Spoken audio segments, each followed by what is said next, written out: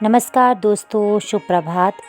कैसे हैं आप दोस्तों? आज हम एक और टॉपिक को लेके हाजिर हुए हैं और आज का टॉपिक कोई और नहीं है बल्कि विवेकानंद रॉक मेमोरियल, जो कि तमिलनाडु के कन्याकुमारी शहर में स्थित एक प्रसिद्ध स्थल है, उसके बारे में आज हम बात करेंगे। और ये बात इसलिए और भी ज़्यादा महत्वपूर्ण हो जाती है क्योंकि हमारे यशस्वी प्रधानमंत्री श्री नरेंद्र मोदी आजकल वहाँ पे ध्यान साधना भी कर रहे हैं, जो कि 45 घंटे की रहेगी। तो क्यों है ये स्थान प्रसिद्ध और क्या है इसका महत्व, आज हम इसके बारे में जानेंगे। दोस्तों, सन 1892 में स्वामी विवेकानंद कन्याकुमारी आए थे। एक दिन वे तैरकर इस विशाल शिला पर पहुंच गए। इस सुनसान स्थान पर साधना के बाद उन्हें जीवन का लक्ष्य एवं लक्ष्य प्राप्ति के लिए मार्गदर्शन मिला था। यहाँ बहुत ही सुंदर मंदिर के रूप में विवेकानंद स्मारक भवन बनाया गया है।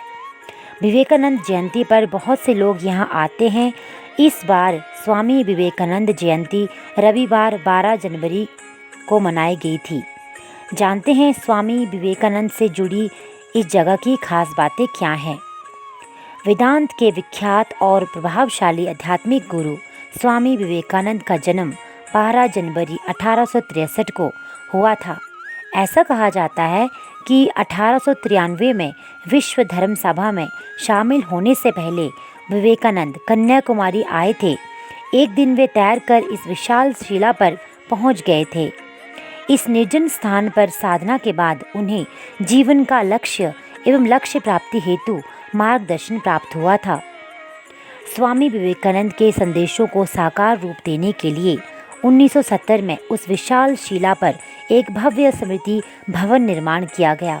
भारत ही नहीं, पूरी दुनिया के लोग समुद्र की लहरों से घिरी इस विरासत को देखने के लिए आते हैं।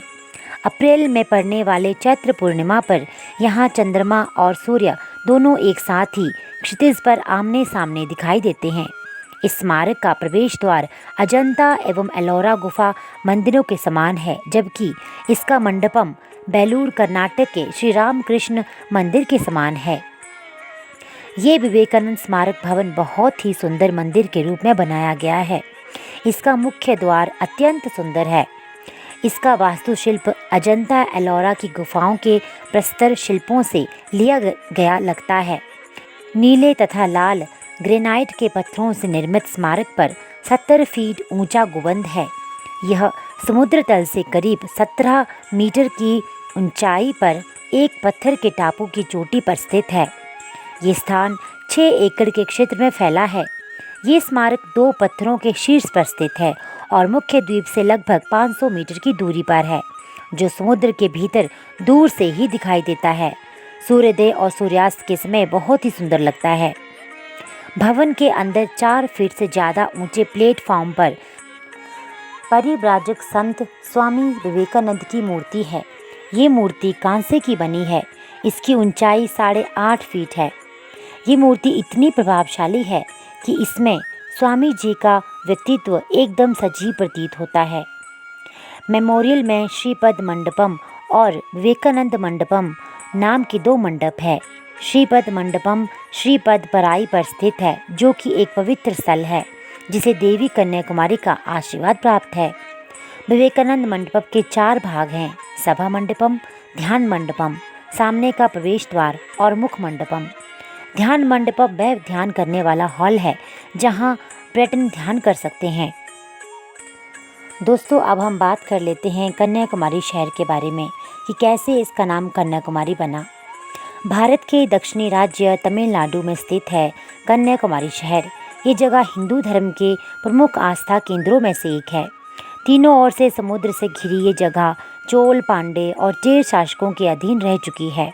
इन शासकों के शिल्प और कारीगर की छाप आज भी यहाँ के स्मारकों पर आपको देखने को मिल सकती है। इस स्थान का इतिहास इन शासकों से भी पुराना है। इस जगह का नाम कन्याकुमारी पड़ने के पीछे भी एक रोचक कथा हमें सुनने को मिलती है।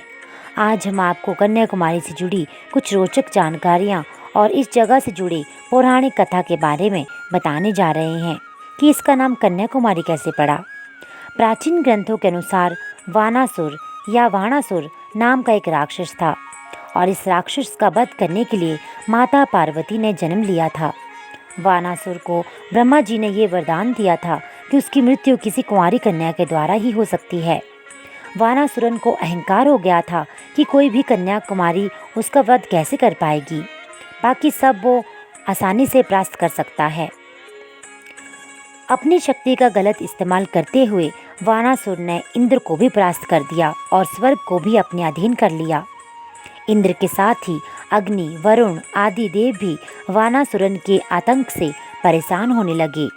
देवताओं ने वानासुर के आतंक से मुक्ति पाने के लिए माता शक्ति से मदद मांगी। माना जाता है कि तब माता ने धरती पर जन्म लेने का निर्णय लिया। वानासुर का आतंक जब चरम पर था, तब देवी शक्ति ने उस दौर के एक प्रसिद्ध राजा भरत के घर में जन्म लिया। राजा भरत की 8 पुत्रियां और एक पुत्र था। इनमें से उनकी एक पुत्री थी कुमारी, जो देवी का स्वरूप थी। अंत समय में राजा ने अपने राज्य का बंटवारा किया तो उनकी पुत्री कुमारी के हिस्से में वर्तमान का कन्याकुमारी वाला क्षेत्र आया। कहा जाता है कि बचपन से ही कुमारी भगवान शिव की परम भक्त थी। शिव से विवाह करने के लिए कुमारी ने कठोर तप किया और उनकी तपस्या देखकर भगवान शिव भी विवाह करने के लिए मान गए। लेकिन नारद जी जानते थे कि अगर कुंवारी और शिव जी का विवाह हुआ तो वानासुर का आतंक कभी खत्म नहीं हो पाएगा।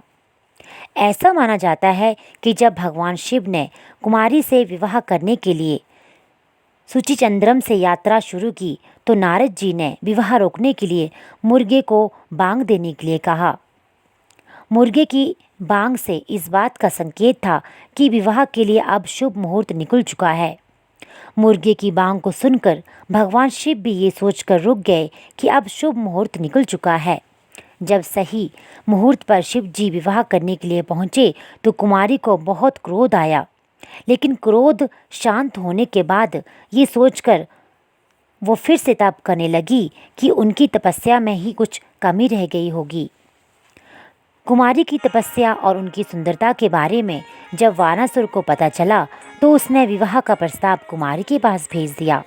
वानासुर के इस दुस्साहस से कुमारी बहुत क्रोधित हुई, लेकिन इसके बावजूद भी उन्होंने वानासुर के समक्ष ये प्रस्ताव रखा कि अगर वो युद्ध में उन्हें हरा दे तो वो विवाह का प्रस्ताव मान लेगी। इसके बाद वानासुर और कुमारी के बीच एक भयंकर युद्ध शुरू हो गया। युद्ध के दौरान ही वानासुर समझ चुका था कि जिससे वो लड़ रहा है वो कोई साधारण कन्या नहीं है। अंत में कुमारी ने वानासुर को परास्त कर दिया। मृत्यु के कुछ क्षण पहले वानासुर को ज्ञात हुआ कि ये कन्या कोई और नहीं बल्कि साक्षात देवी शक्ति का रूप है।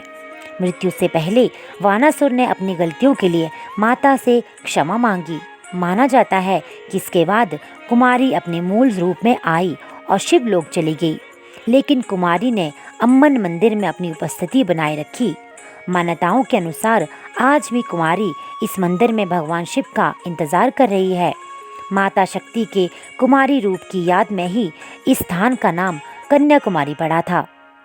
कन्याकुमारी का अम्मन मंदिर कुमारी रूप को समर्पित है। मान्यताओं के अनुसार इस मंदिर में भक्तों की हर मुराद पूरी होती है।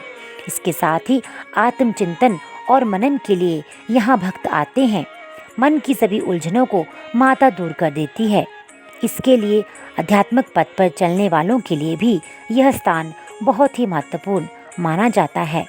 तो दोस्तों, उम्मीद करती हूँ आपको ये जानकारी और ये कथा अच्छी लगी होगी और आपके ज्ञान में भी इजाफा हुआ होगा।